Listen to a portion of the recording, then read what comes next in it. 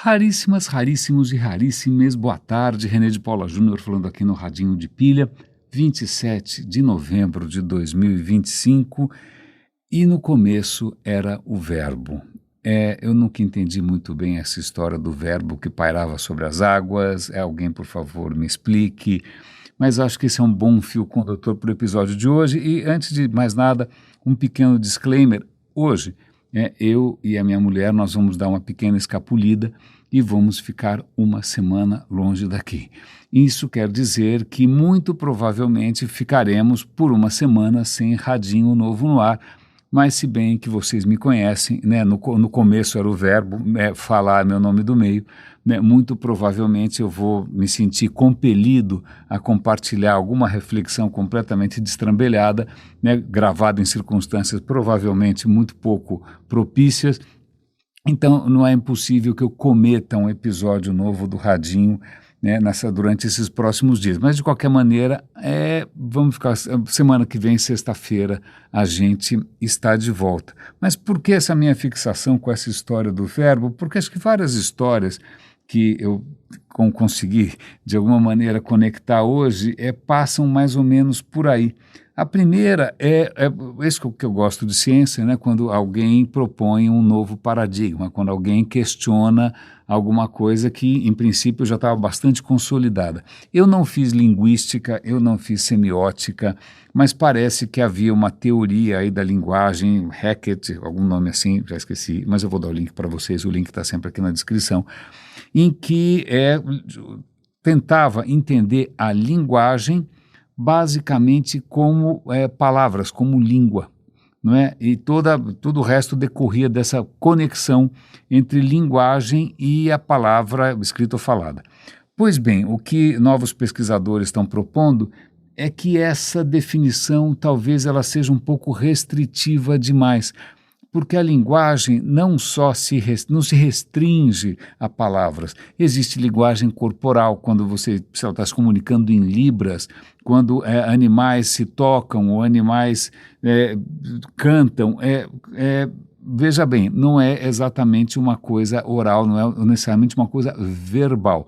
Eu gostei dessa extensão, sobretudo porque tira da gente a primazia dessa faculdade, vamos chamar assim, a gente está estendendo a várias outras criaturas também alguma forma de linguagem, eu gostei, e isso dá para conectar também com um aspecto muito interessante, que eu acho que eu já tinha trazido aqui, mas é que acabou sendo um artigo da Vox. Vox também é um veículo bastante bacana, eu assino a Vox também, não é?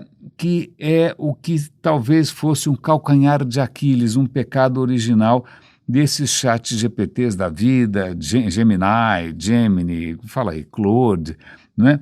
Que são, na verdade, a gente chama de AI, mas na verdade eles são grandes modelos de linguagem, não são LLMs, e em princípio a inteligência deles teria surgido quase que magicamente a partir do consumo colossal bíblico de texto. Né? Então, de tanto consumir texto por aí, depois acho que virou multimodal, começou a consumir outras coisas, mas inicialmente esses robôs foram alimentados com uma quantidade de texto cavalar. E aí vem a questão, ok, ele está aprendendo através da linguagem, mas inteligência depende de linguagem? Inteligência é linguagem? Né? Esse é uma questão central. Né? Veja que quando você tem, acho que era no Novo Testamento, nessa história do Gênesis, no começo era o verbo, isso não é casual, isso já é uma influência do pensamento grego, né, no mundo, naquela região ali. Veja, com Alexandre o Grande, que não é um grande de maneira nenhuma, na minha opinião, né, mas que ele acabou estendendo a cultura grega, na verdade uma cultura grega meio de exportação, né? Ele foi exportar ali a filosofia grega, a estética grega, a escultura grega, o teatro grego, por tudo quanto é canto. O cara foi para Pérsia, foi para lá, foi para cá. Hoje eu estava lendo, depois, por uma coincidência, hoje eu estava vendo as aventuras dele no Punjab, na Índia. Pois bem, quando ele expandiu, né, a cultura grega ali pelo Mediterrâneo, ele acabou, influenciando, não vou dizer contaminando, mas influenciando outras culturas com noções que vinham aí de Platão, Sócrates, Aristóteles e tal. Então, não é por acaso que, de repente, no Novo Testamento, veja, Cristo não falava grego, patavia nenhuma, não é? Mas quando você tem ali o Novo Testamento, é basicamente escrito em grego, não é? E aí você já tem essa noção do logos, o que pairava sobre a água era o logos, porque logos em grego é uma mistura de linguagem, mas também com raciocínio, com razão.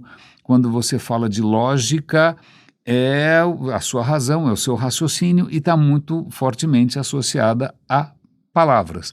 Né? Então, por isso que tinha um verbo, não adjetivo, podia ter qualquer coisa, uma conjunção, né? Podia ter um til, não ser cedilha pairando sobre as águas, mas era um verbo.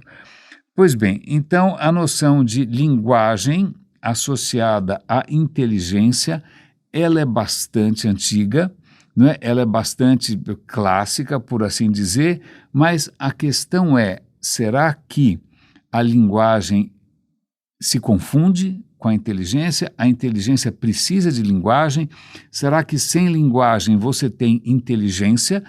E a resposta que a ciência tem dado é não, na verdade não. Quando você tem um bebê explorando o mundo, resolvendo problemas, ele ainda não fala, mas ele já é inteligente. Né? Quando você, aliás, eu pensando aqui, quando muitas vezes eu resolvo um problema, né, eu estou olhando uma situação qualquer, né, e eu fico ali quebrando a cabeça para ver de que maneira eu posso resolver aquilo, seja uma questão prática, seja até uma questão teórica, eu não estou pensando em palavras, eu não estou falando sozinho. Né? Se tem acontecendo alguma coisa dentro da minha cachola que não é verbal, mas que faz parte da minha inteligência. Né? É lógico que se você aprende uma linguagem, e se você aprende várias linguagens, a tua inteligência aumenta. Se você aprende matemática, se você aprende, sei lá, outros idiomas, se você aprende filosofia, tudo isso vai incrementar a sua capacidade de se articular, não é? Mas isso vai aumentar certamente a sua capacidade de resolver problemas. Mas inteligência não necessariamente se confunde com linguagem. Então, a expectativa nossa de que alguma criatura artificial ela se torne, sei lá, superpoderosamente inteligente, só em cima de linguagem? Talvez não. Porque, veja, linguagem não é um mundo. Linguagem é uma representação muito tosquinha, muito aproximada, levando em conta as nossas limitações cognitivas. Você tem que inventar categorias, você tem que inventar generalizações, porque senão você não dá conta, não é? Tanto é que quando você começa a se aventurar em novas disciplinas, você vai estudar física quântica, você vai estudar, sei lá o quê, topologia matemática. Cara, desculpa, o seu vocabulário não funciona mais. Como diria Caetano, você tem que aprender outras palavras. Né? Então, é muito curioso porque eles mencionam ali alguns esforços de tentar criar uma inteligência artificial que se torne inteligente não através do consumo do verbo que parava sobre as águas, mas simplesmente pela interação com o mundo artificial. Né? Você solta ela no mundo artificial e ela vai começando a, de alguma maneira, aprender como as coisas funcionam, né? Vai começando a deduzir algumas regras, que é mais ou menos como um bebê, né? Aprende muito rapidamente, aliás, fazendo experimentos, derrubando coisas, dando risada e tal. Esse é um caminho, mas que mostra que realmente a linguagem não é necessariamente a última bolacha no pacote, é o último biscoito no pacote. Eu achei essa história extremamente interessante porque eu já havia feito uma sabatina, uma conversa longa com o ChatGPT sobre até que ponto o fato dele ter sido treinado com linguagem, sobretudo, né, na língua norte-americana, na língua inglesa, né, isso condicionava o que ele era capaz de pensar. Isso introduzia algum tipo de viés, porque quem sabe se ele tivesse sido treinado em chinês ou se ele tivesse sido treinado em aramaico, sei lá eu, em grego, em latim, talvez ele funcionasse de uma maneira diferente. A resposta do ChatGPT não foi ruim, mas fica aqui a questão, né? A questão é até que ponto a linguagem realmente é a inteligência ou realmente a nossa inteligência tem outros aspectos, inclusive físicos, corporais, intuitivos, não é? Aliás, isso é muito interessante, o ChatGPT já percebeu que eu tenho um pequeno Olimpo de filósofos que eu gosto,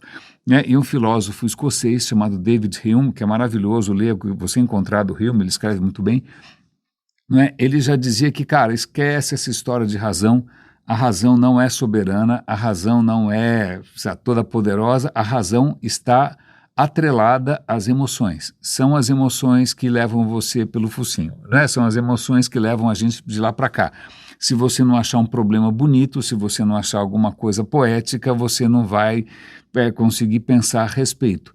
Então, Hume, como já diria o ChatGPT, daria um sorriso nesse momento, né, quando a gente finalmente se dá conta que o que a gente chama de razão, a lógica, a filosofia, Platão, Aristóteles, não são exatamente a forma superior ou a forma definitiva ou a única forma possível de inteligência.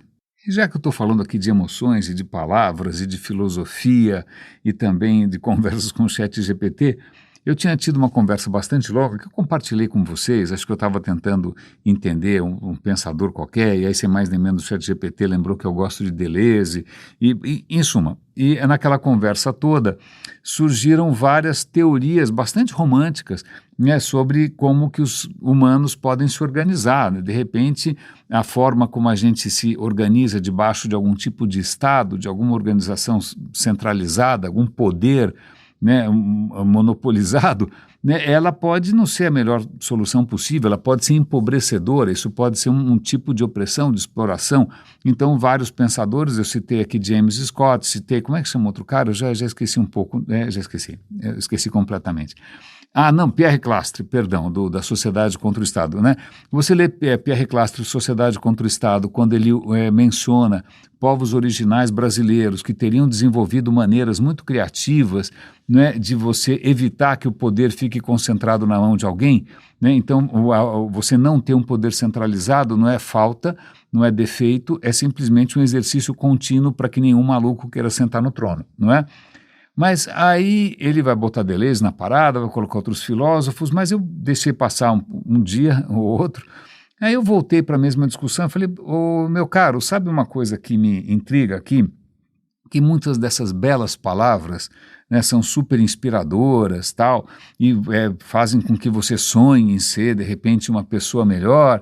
E eu confessei para o ChatGPT que quando eu era mais novo, eu comecei a ter contato com Nietzsche, com Spinoza, com Deleuze, fale quem você quiser, né? Eu falei, nossa, eu posso ser tudo isso, mas muito rapidamente eu percebi que eu não era tão maravilhoso assim, que eu não era tão corajoso assim, que eu não era tão despojado assim, né? Que eu tinha minha própria maneira de ser e as minhas limitações, e isso sempre, durante muito tempo, isso para mim foi um fator até de culpa, né? Um complexo de inferioridade. Veja, eu nunca vou ser o super-homem nietzscheano, eu nunca vou ser tão dançarino, né, quanto alguém que de repente abraçou a filosofia dionisíaca de Deleuze. Eu não sou assim, não é?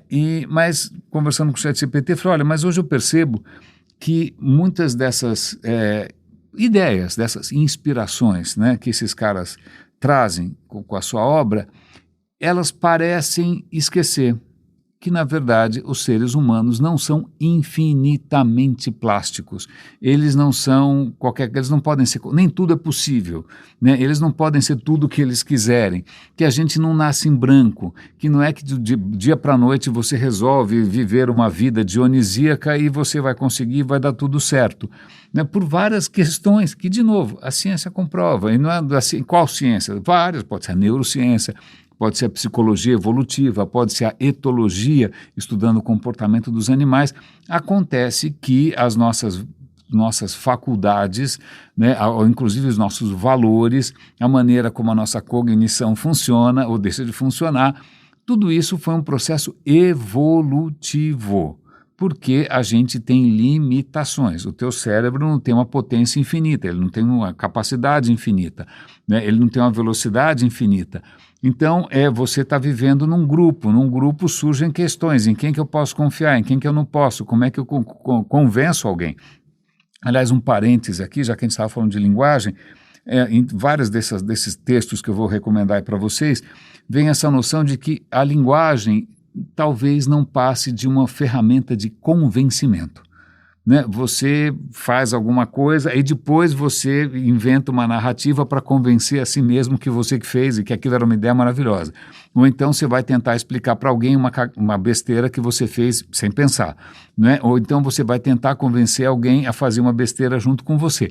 Mas a linguagem sempre, como diria um professor meu da ECA, saudosíssimo, Adilson Citelli, a linguagem é uma ferramenta suasória. Todo discurso é um discurso de convencimento. Suasório é uma palavra bastante bonita, erudita, um preciosismo, que quer dizer de convencimento. Mas onde que estávamos mesmo?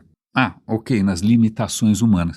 Então, muitos desses pensadores, sobretudo na década de 60, sobretudo se tem alguma ligação com a esquerda, sobretudo se de alguma maneira acharam que Rousseau estava falando alguma coisa que prestasse e tal, podem ter, ou certamente imaginaram que a gente era uma tábula rasa, uma página em branco, que a gente era uma argila que podia ser condicionada e que era capaz de absolutamente qualquer coisa, que vários tipos de organização humana seriam possíveis, sei lá, amor livre, anarquia, seja o que for.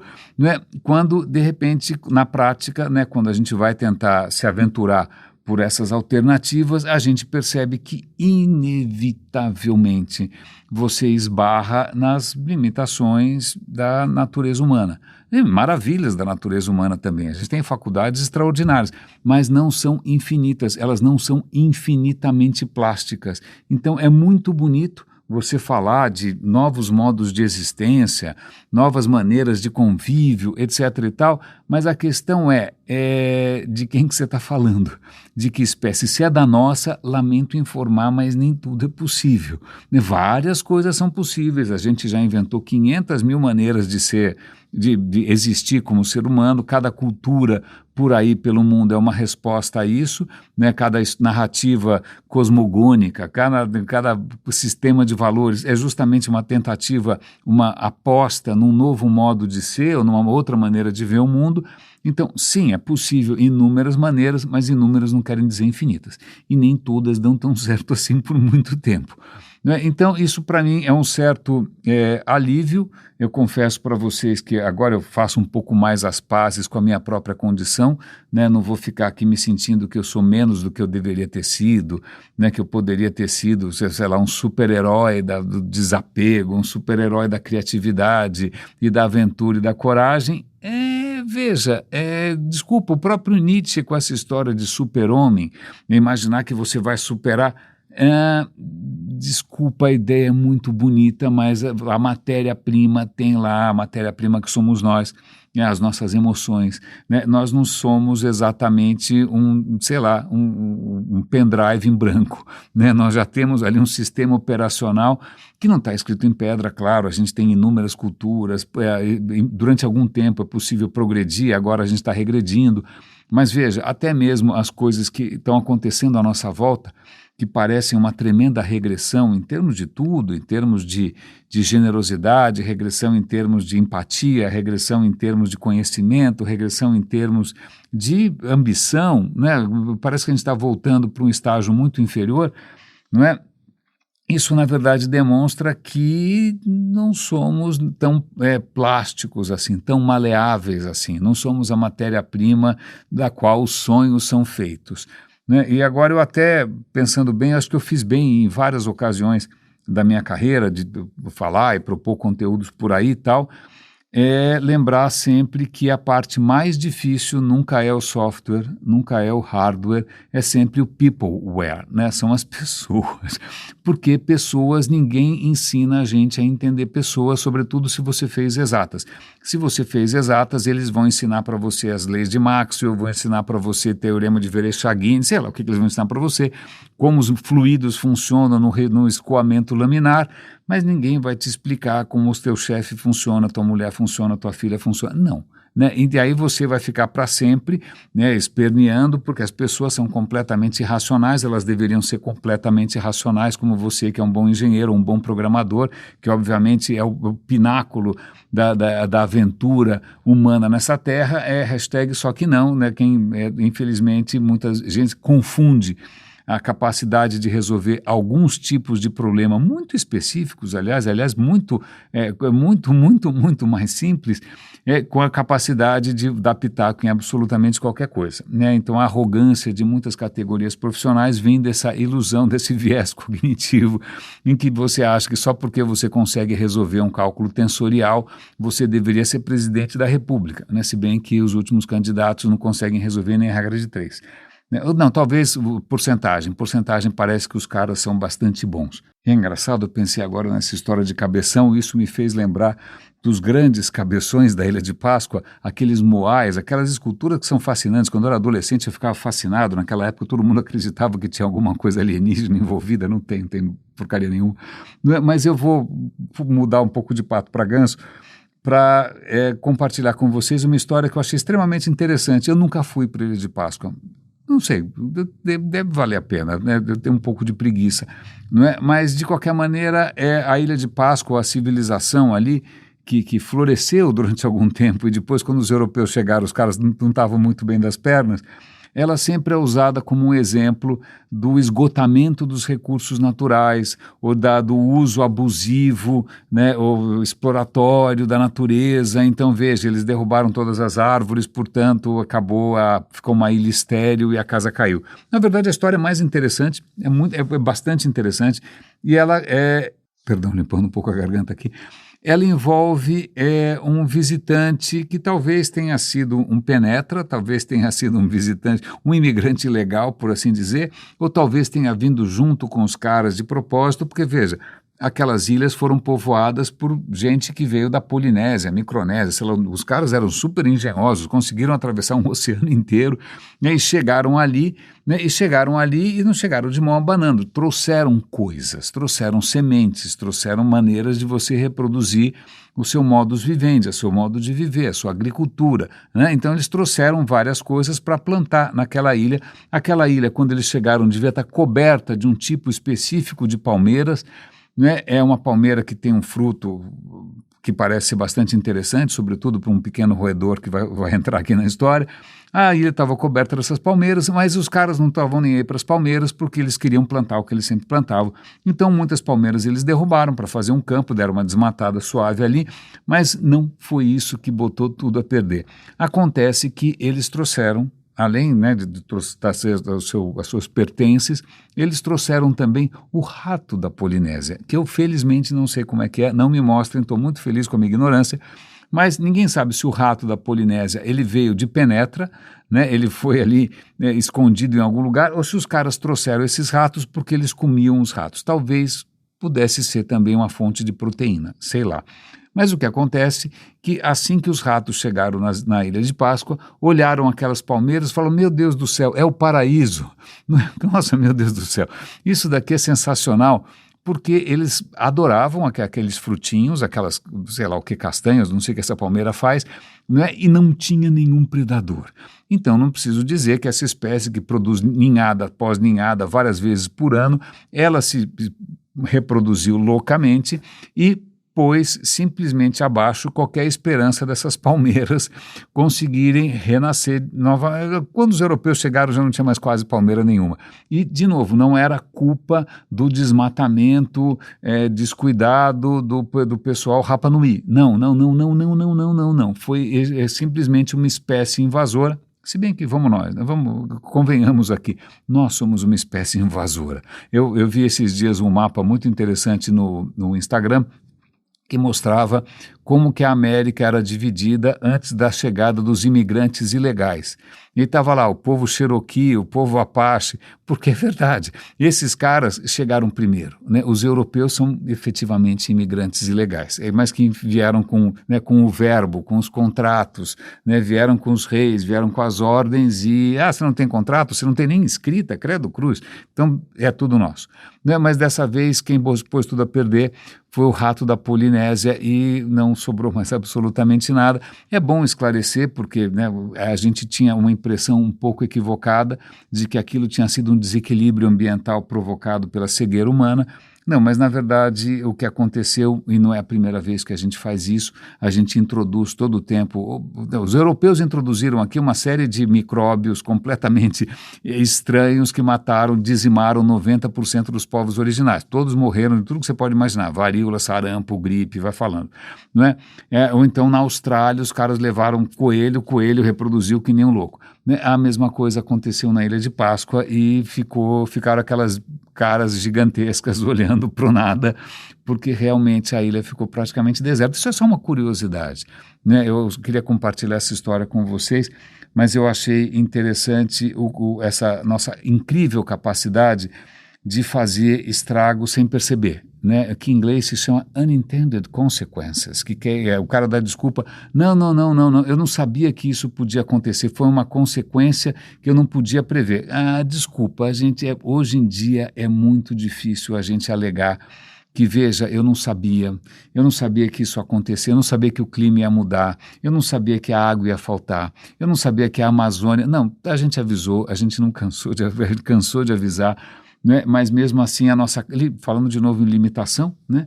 As nossas limitações, não só de inteligência, mas também de capacidade de articulação, capacidade de colaboração, né? Pelo visto, a gente tem algumas limitações severas que, infelizmente, estão impedindo que a gente consiga reverter muitos estragos que a gente fez, às vezes sem saber, às vezes sabendo.